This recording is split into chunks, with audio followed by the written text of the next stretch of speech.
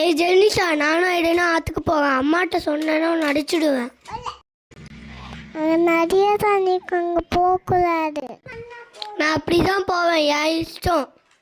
நீ அம்மாட்ட சொன்னேன்னா நான் உன்னை அடிச்சுடுவேன். எப்பா, ஒரு வழியாக ஆற்றுக்கு வந்துட்டோம். ஆய் எவ்வளோ அழகாக இருக்குது. ஆனால் என்ன, தண்ணி தான் கொஞ்சம் கம்மியாக இருக்குது. ஆற்றுல எவ்வளோ அழகழகா கல்லெல்லாம் இருக்குது, சிப்பியெல்லாம் இருக்குது. சரி, மெதுவாக தண்ணிக்குள்ளே இறங்கி பார்ப்போம். அண்ணா வாரானா? ஐடன், நீ வர வேணாம். அண்ணா ஆழத்தில் போய் குளிச்சுட்டு வாங்க. ஓகேண்ணா.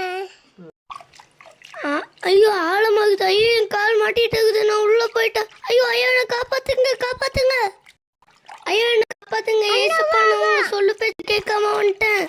ஏசப்பா, ஆபத்து நாளிலே கத்த உஞ்ச பற்றி கேட்பாக சொல்லிட்டீங்களே ஏசப்பா, என்னை காப்பாத்துங்க ஏசப்பா.